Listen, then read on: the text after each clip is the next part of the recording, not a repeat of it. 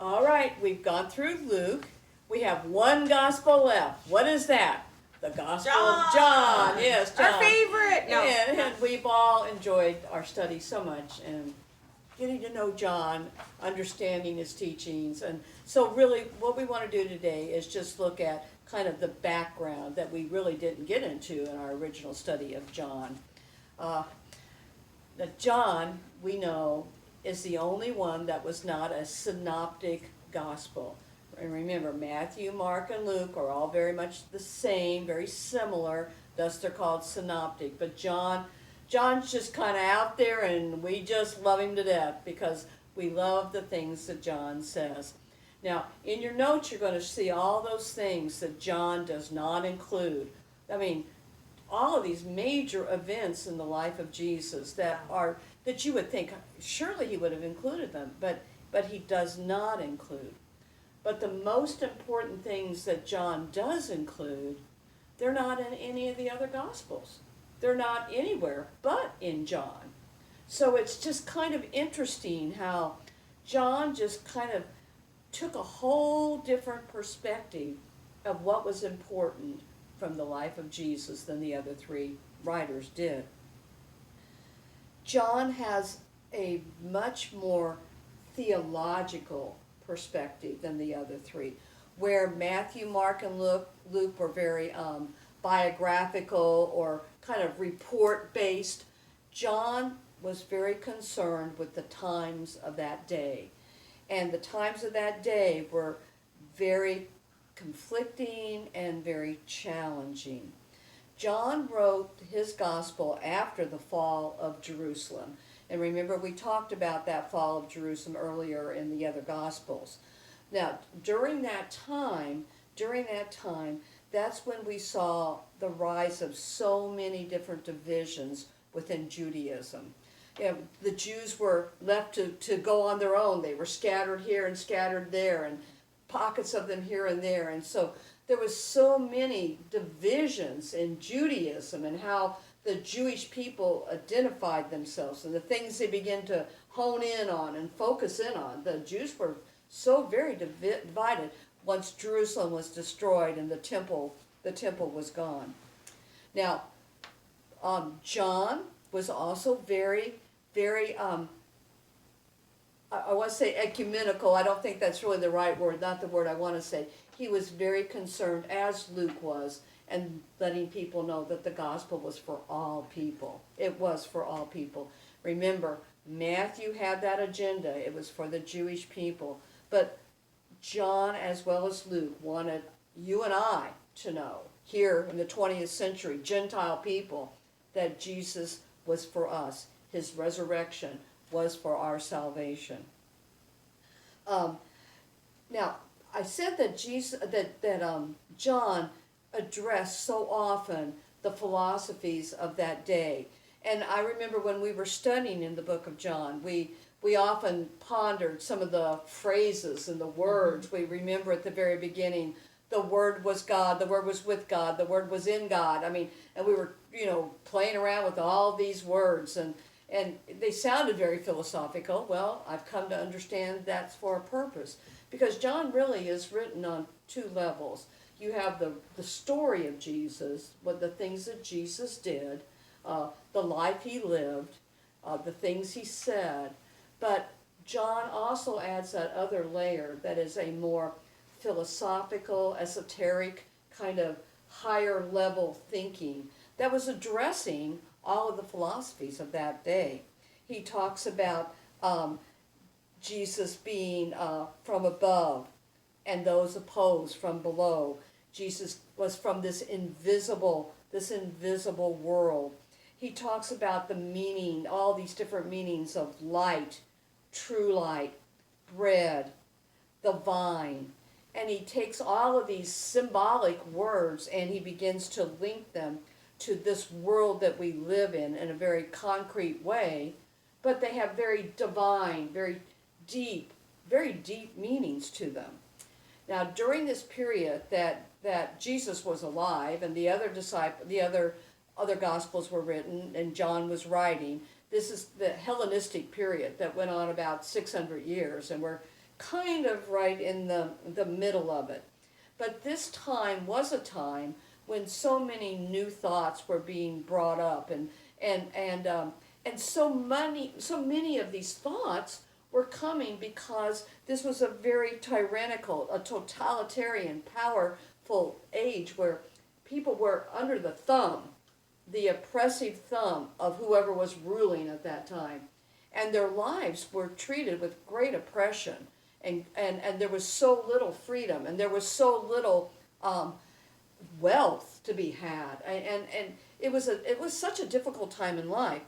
And so it led people, when Jesus came, and then especially we see this now in John's writing, that people were feeling so very estranged,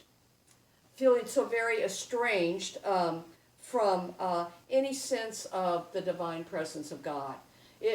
How could there be a God and our lives look like this?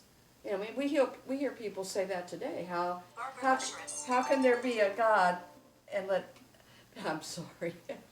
I have a call on the phone, and I've got to tell them I cannot answer. So give me 1 second. Hello, Barbara? Sorry. Okay.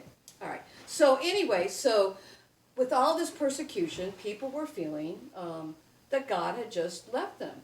That really God had been a hoax. The Jewish God was not really there. There was no Father who loved them. So during this time, that's when Gnosticism came to be. And Gnosticism was a philosophy that separated God from man. And I got that in your notes. They saw the world as a cosmic, a universal, a whole world prism.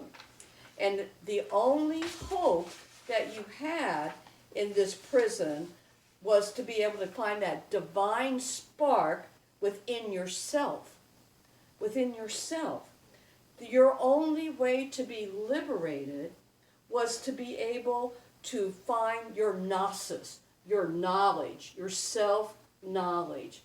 And that sounds, I think we can all kind of go, that sounds a little bit like what we're dealing with today often in the younger generations and the philosophies, that self-discovery, that self-awareness. And so man's salvation was his self-understanding. Now John is enmeshed in a culture that is believing this. So as John is writing, John is wanting to be able to communicate to these people that Jesus transcended. He went beyond just this self-knowledge. And so he uses some of the words they use, some of the pictures that he used. He talks about the realm of darkness. And in that, he talks about how Jesus separated men into two groups, those who knew the truth and those who didn't know the truth. And he said that those who did not know the truth, they had rejected that truth. And then they were condemned to this bondage of sin because they had denied the real truth. When John talks, he describes Jesus as being sent, a word that's often used in Gnosticism. He talks about he was sent from the realm above. He was a bearer of light. Sounds like Gnosticism, that knowledge, that light. He was a bearer of light and truth. And Jesus was revealing the glory of God to men. He goes on, we saw at the very beginning of John, where he talks about the Logos, the Word. The Word was God, and the Word was with God, and the Logos. And when he begins to claim the incarnation of actually the Word, Jesus, the incarnation, the life of what they're referring to philosophically as the Word. Well, this is such a revolutionary way to see Jesus, and it allows the Gnostics to kind of have a foothold to at least relate to some of this terminology, some of this understanding. He states that the knowledge of the truth about Jesus this knowledge about Jesus, though it's not going to lead to an escape from the world like the Gnostics are trying to get people to think, well, you can escape from the world. He wants them to understand that this understanding of knowledge about the truth of Jesus is going to lead them to a life of service where they can love the world and serve the world in love. And that is the message. That is Jesus' message. And it was there for the Gnostics to be able to hopefully connect with in some way. Now, the saddest thing that I have to say to you is that probably John was not the author of John. Wow. We're hearing this recurring theme, aren't we? Yes, we are, continually. And so we know that Mark was not the author of Mark, and Luke was the author, but Matthew was not the author of Matthew. But remember, we said that the honor was given to the one who gave the information, where the information came from. And it didn't matter to the people much who wrote it. It was where the information came from. And so often things were titled, remember, by the source and not by the author. So John is called John because he was the source of that information. But you can just imagine that it was somebody very close to John, very close to John, because of the relational kinds of things that are in the book of John. They had to be intimately shared. And remember how we kind of struggled when we were going through John, and we were talking about how John kept referring to himself as the one Jesus loved. The beloved. You know, we kept thinking, whoa, you know. But if this person who wrote from John's information saw that closeness, it would have made sense that that person would have referred all the time to John, you know, the one that Jesus loved. He would refer to them in that very tender, that very, very, very sweet way. We know that we had confusion with all the pronouns all the way through, and it really is the conflicting positioning of all the pronouns in the book of John that really has kind of clinched the understanding that John was not the author. It was probably written in Ephesus, and as Christianity began to make its separation from Judaism and began to reach out to growing cultures and to defend itself against the persecution, it also began to kind of firm up some of the teachings by putting them in some of the writings. And so it is said that John 2 through 12 really was called originally the book of signs. Now, we don't have this book of signs. There's reference to it, and we have bits and pieces of it, but we believe that probably was a teaching that was given to the early churches for them to use. And then we have, shortly thereafter, we have chapters 13 through 17, which is that whole discourse with Jesus, with his disciples, where he tells them all these wonderful things about how he is going to prepare a place for them. I'm going to leave you, and I love you, and I want you to love each other as I love you. And, these intimate things that Jesus tells them in those 4 chapters in John. And you can just see why those would have been so valuable to the early church. Remember, the early church was having to hide in these caverns, these places, these burial grounds that had not yet been used, that went through the underneath of Jerusalem. And of course, then Jerusalem was destroyed, and the churches were everywhere, and they had nothing to hold on to. But when John was talking about this wonderful relationship that Jesus had with them, you can just imagine these early Christians just holding on to every word that John was saying that Jesus said to them.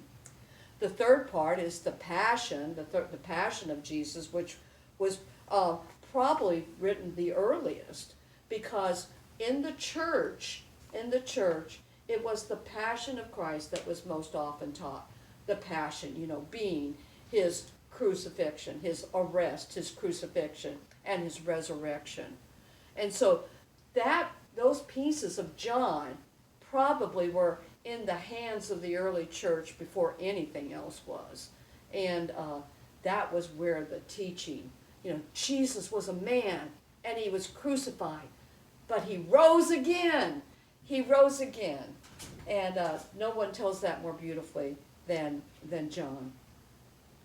In all of the Gospels, we said that the earliest manuscripts were the mid first century, and that's true of John as well. The first manuscript was 180 that we have, that actual manuscript of John. But they say that John's manuscript is the most perfect manuscript that we have to be able to refer to, the most well written and most together. The purpose is that we are to believe, and he uses that word 98 times, and it only occurs 34 times in all the other Gospels put together. John is striving to let the early church know that Jesus had a personal relationship with them, and they could hold on to that. In the first chapter, he uses the word Messiah, and that's the Christ. Christ was not an acceptable word to the Greeks. Earlier, he uses the word rabbi, which means teacher and master. Probably, though, the biggest need for the church was to believe that in this historical figure, as intimately connected through the Spirit and the Word that was currently in their lives. Remember, on the day of Pentecost, the Holy Spirit was given to the church, to all believers, and they had to hold on to the presence of that Spirit. And John talks about the Spirit endlessly in his gospel. He wanted them to know they have the Spirit. They have a comforter. They have a counselor. It went off. They have a guide. They have all they need to have their faith. It has not gone. He wanted them to know that Christianity is found in the incarnate life of Jesus, and not in some rule books, not in some laws. These early Christians, they had to choose between their faith and their whole nation. John gave them a reason, and we thank him so much, to choose their faith. I have got to run. Okay, so real quickly in recapitulation and going through, reviewing, what did we learn about the book of John? John didn't write John, he was the source. Okay, he was the source, but not the author. He was the source. What else do we know about John? He was the one that had to come in during a period of time where it was more philosophy. Yes, all right, so he addresses the philosophies of that day. He addresses the philosophies of that day. So he's really writing on two levels, isn't he? Yes. He's writing on that very concrete level of this is what Jesus did, this is what Jesus said, but he also uses words in a way that are very symbolic, very, very symbolic. Anything else that you think is significant about John? Inclusive. He's inclusive, just like Luke. He wanted everyone to know that Jesus died for them. What about relationships? Was it about, wasn't John focused more on people understanding that it was all about a personal Relationship. Where the others, did not delve into that as much. But John is just full of how we can know that Jesus was there for you and me, that very, very personal relationship. And he really wanted us to believe. Believe. He uses the word believe more times than any of the other Gospels, all the Gospels put together. And remember, just the last thing I'll put down is, remember, John wrote this much later. It was a much later Gospel. He wrote this probably 90 to 110, where the other Gospels were written 30, 40 years earlier than that. So this was the latest Gospel, which ties in to when the period was where all of the philosophies were being addressed during that time. So, to put it all together, all right, I'm going to cross over here to put it all together. Remember now, Mark was so concerned with us being able to understand that human picture of Jesus, the human picture. He wanted us to be able to understand that Jesus was a man, and he told the very real things about his feelings and his anger, his sadness. He made a real picture of Jesus. And the other thing I want us to keep in mind is just that he was reflecting Peter's teaching. So when we read Mark, we know that we are hearing the things that Peter directly saw, and then Mark was able to record those. Now we go on over then to Matthew, and Matthew, he was so concerned about the Jewish people, and everything he told, everything that was in Mark, was the focus to get those Jewish people to believe that Jesus was the fulfillment of the prophecy. And so everything you see, he didn't address it to Gentiles, to you and me, although we learn a lot about our faith through him, but he wrote for the Jewish people. Luke, though, in contrast to Matthew, he wrote to who?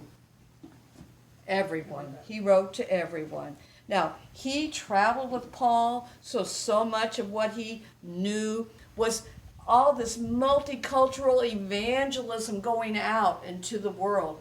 So Luke was going to focus continually on, I want this gospel to reach everyone. And so he put great value with women. He put great value with the Samaritans. He had great value with the poor, with the disenfranchised. All of those were who Luke wrote the gospel for you and me. And then we have John, the last gospel. He was the one who addressed those philosophies of that time, but he wanted more than anything for us to have a personal relationship with Jesus. That was his goal. That was his goal, not to just know him as a man, not to just know him as the Messiah, but as Luke, he wanted us to have that personal relationship and to know that even as you sit here today in your own home or wherever you are, you know that Jesus is your Savior. We got it. Look at the whole. Look at this whole. We have an amazing understanding of how 2 Timothy chapter 4, verses 16 and 17, that all Scripture is given, divinely given, for you and me, for our use. And we see, when you look at each one individually, you go, wait a minute, I don't understand. How can you say that's divine? How could that have been inspired by the Spirit? But when you see the picture, the whole picture, you begin to go, oh my goodness. He's there for all of us. I can see it all. And you know what this also tells us? It's less important to memorize and it's better to understand so that we can be reflective of who's with us. Of who's with us, yes. Which is what each one of these great sources has given us. That's right, Susie. Thank you. So, we've got the background of the four Gospels. We're here. We've done it. And now we're ready to enter into that harmony, and we will know just what we're reading, why, and how. Thank you so much.